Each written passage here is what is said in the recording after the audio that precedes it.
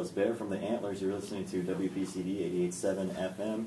I'm Patrick, and I'm in the studio this evening with Gardens and Via. How are you guys doing? Great. I know that you were trying to make it seem like you hadn't just eaten McDonald's, but how tired are you? Because I know that you're coming from Kansas City. I think the average of sleep is probably 7 hours a person for the last couple of days. Maybe a little less. Yeah, like 4 to 5. 4 to 5 hours is really all you need, right? Yeah, I think to function, as a normal human being, it's only a couple. I mean, you can definitely run on very minimal hours. So, so tell me exactly, because I was reading, and I know that you're from Santa Barbara. How do you guys end up coming to a festival in the middle of Illinois from Santa Barbara? Like, starting out in Santa Barbara and then starting to tour and then ending up in Pygmalion. How does that work exactly? We actually we were invited, and it ended up working perfectly with our routing for this tour. So we're excited to play it. Cool. It has a really cool name. Yeah, exactly. That's something that I know the founder really takes pride in, is having that name. Another thing too that I kind of wanted to ask about.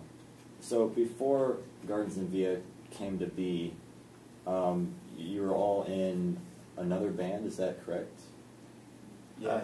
3 of us were. Three of you? Yeah. And we played in actually a couple different bands with a couple other guys, and it's kind of like a post-rock jam band is what it all started as. And then when we started doing the Gardens thing, it was more like folk, real mellow. So was that like kind of just a decision that you all made together, or did you just kind of start leaning towards that way over, playing the post-rock, or? I think after we did the post-rock band for 5 years or so, it had kind of just run its course, and we all felt like it was just kind of time to give it a rest and change focus. Yeah, and that's totally been working in your favor since then. So, all right. Well, we're going to go ahead and actually play some music from Gardens and Via, and we'll be back on air here in a few to talk about Pygmalion and the festival in general, what's coming up, what's going on tonight. But until then, this is Thorn Castles from Gardens and Via. You're listening to 88.7 WPCD. That was Bare Hands with Belongings. You're listening to 88.7 WPCD. In the studio right now with Gardens Via, and we were just talking, so if you were going to have a battle between record labels, how exactly would that work? Because I think that's an interesting idea. I think we would, 2 record labels would meet in a field, and we'd get a bunch of shovels and pickaxes and weapons from gardening sheds, and then we just go at it. So kind of like a cross between Anchorman and Braveheart. Totally. Right? It'd be like vinyl throwing, instead of samurai stars, it'd be just cutting heads off with flying vinyls. But some labels are bigger than others, and it wouldn't be fair because they have a lot more employees. Yeah, I was going to say, so would you be including bands with these labels? Like, would the bands be participating, or would they be up on a hill just watching all of it? I think the bands would probably be the banner wielders.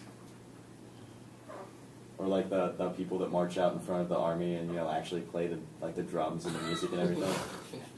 I could totally see that. Yeah, I could see that happening. Yeah, they have to be involved. It's about pride. There you go. I see pride. Dignity. I see power. How? I just watched that movie too, which is funny. How do you think Secretly Canadian would do in a battle like that? Ooh, they have the Bedouin. Yeah. It's a secret weapon of theirs. We would win many a battle. We have a pretty big distribution across the country, so Yeah. I think Pretty big warehouse. a lot of vinyl. I think we distribute for 70 other indie labels, so they would probably be our allies. Yeah. So we'd kind of be like 40. the Iroquois See, nation. yeah, that was going to be my next question. you know, what would you do with the other bands that you've got friends in other bands you're talking about earlier, like, you know, the Luas, and, you know, I don't even know how I could say the band's name without cursing on air, so I'm not going to. Yeah. I remember when we had that in here, I wrote a note saying, don't say the name, just spell out the letters or don't say it at all. So STRFKR, you know. How would that work, though, if you had people that you knew on the other side? Would there be, like, no mercy? Or War is war, man. I mean, brothers and cousins fight each other in civil war. No mercy. That's harsh times. So I was going to ask, too, just about your experience making this last album. You worked on this with Richard Swift. How did you really come about doing that? Like, how did that work out? We basically, a friend of ours knows Swift and turned him on to some of our music, and we started to email with him, and he was in a place at the time where he wanted to, you know, help out a smaller band, and we happened to be the band that he was able to help out, and the rest was just love. Cool. We fell in love with him. He fell in love with us, I hope. Cool. All right, well, we're going to play a little bit more music from you guys and then come back on here in a little bit.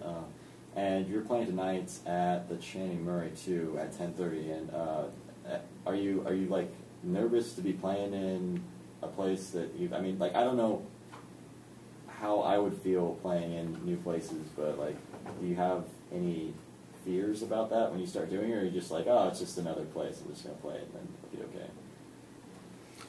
It's a really complicated question, I feel like. I think it just becomes another place. Yeah. I mean, for each of us individually, some of us may have more nerves than others, but I think when you're in a different city, or much more another state every single night, sometimes you kind of forget where you're at. So we stopped at McDonald's 15 minutes from here. We got some pretty evil stares from wearing leather jackets and, you know, bandanas. So you never know. There could be some rioting. There could be some, you know, back alley brawls. But the show's gonna be fun. The show is the easiest part.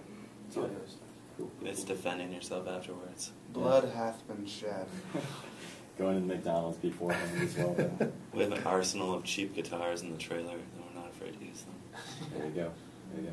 All right, up next we've got Starfire Power from Gardens and Via, and then we're going to be back on one more time, and then we're going to head out. So right now, this is Gardens and Via with Starfire Power. You're listening to 88.7 WPCD. That was the Lewis with Too Beautiful to Work. You're listening to 88.7 WPCD. We're in the studio right now with Gardens and Via, and we're actually going to be wrapping it up here pretty soon. You guys have a load-in coming up here, right? Oh, yeah? Yeah. So I'm just going to get down to, like, the really generic questions that, you know, a lot of people ask. And the one that I get a lot of really cool answers for, and I actually like asking even though it's kind of generic, is, like, has there been any, like, experiences on the road that have just been ridiculous? Like, something that wouldn't happen to, like, a normal, everyday person driving around? There have been so many that we're going to try to pare it down and find one that's really epic. I feel like I should have, like, maybe asked you. You know, it can either go one way. Like, you either have a lot or just, like, nothing ever happens. Like, really. Well, this summer we were able to cliff dive into this watering hole where bald eagles were fishing. That was pretty epic. As far as, like, weird things that happened, we got held up, or someone pulled a gun out behind us in a Wendy's parking lot. We had to, like, speed away before we got our food in Atlanta. Oh, okay, yeah. We also stayed at a girl's house in Montreal who lived with her parents that didn't tell us until we drove 45 minutes to her house, and then she was like, oh yeah, my parents, I live with my parents, and my grandparents are sleeping in the basement. And we were like, it was 3 in the morning, and she didn't tell her parents. When they woke up in the morning, her dad yelled, what the F is in our living room? So how did that end up afterwards? Like, was that kind of diffused, or did that Was that another one of those things where you had to like drive off before you got shot? Yeah, that Yeah, was rubber We on the ran out of asphalt the at house. 5:30 in the morning. Yeah, Shane left his bag in the living room. Yeah, as the father was inspecting the damage in the backyard of all of his beers empty in the backyard. Which we didn't realize they were his until they were gone, and then she told us that they were his. And then while his back was turned, we all snuck out the front door, and I snuck out the back door, barely missed him, and left my entire luggage there, which was nicely sent to me a week and a half later, but wore that outfit for a good week and a half waiting. So how did you manage to get, like, everybody else went out the front door? Why were you going out the back door? Oh, God. It was just a quick pandemonium. decision. It was like we're all Panic. spread out in this living room, and the closest exit was in the back where the dad was. But Somebody yelled Someone scatter. yelled and you- scatter, Yeah, yeah. exactly. A couple of us slept in the van. And we were all naked. And that just adds to the beauty of being a band on tour and having something happen like that. So throughout, being on the road, has there been any really cool like venues or cities that you've been in that you can kind of say that you like above others? I'd say off the top of my head, Boise is getting pretty radical. We met Youth Lagoon there back in April when he was kind of up and coming. And there's this dude there named Eric Gilbert. He plays with Finn Riggins, and he's just totally making the town exciting with a bunch of good music. And they have this new venue called the Visual Arts Collective, and people trying to make things better and fun. Boise's really cool. Kansas City and Hotlanta. Wichita, Kansas, Wichita's always been fun. has been a bright spot, surprisingly, a couple of times. It kind of blows my mind too, because everybody talks about like having to roll through Kansas and being like driving through Kansas apparently is the worst thing you can ever do in a vehicle ever. Yeah. Yeah. That's what we thought the first 2 times we went through. Until we had the It's best slow. barbecue of our lives in Wichita. Yeah, we ate at this place called Pig In, Pig Out. That sounds. See that being in Kansas, definitely. So, just one more question too. You've had this album come out, and you've been touring, and you opened for Foster the People this year, didn't you? That is correct. What are your plans for the future here? Are you just going to keep on touring for a couple more months, or are you working on stuff, or? We're gonna make Foster open for us. I'm kidding. Uh, They're huge. Yeah, It's part of that whole battle thing. Yeah.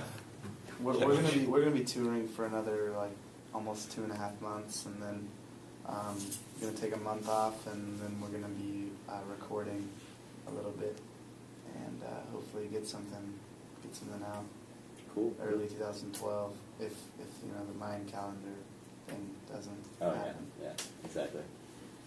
All right, well, yeah, that's something that I can really say that I look forward to. Love your guys' music. And if you want to see Gardens and Via tonight, they are going to be playing at the Channing Murray at 10:30. And that is, of course, right down Matthew Street off of Green. I can't believe I remembered where that was. Got a ticket there. That's how I knew. But we're going to go ahead and sign off, though. Guys, it was a pleasure having you in. Thank you. Pleasure, Thanks, guys. Patrick. And we're going to leave this on Black Hills from Gardens and Via. You've been listening to WPCD 88.7.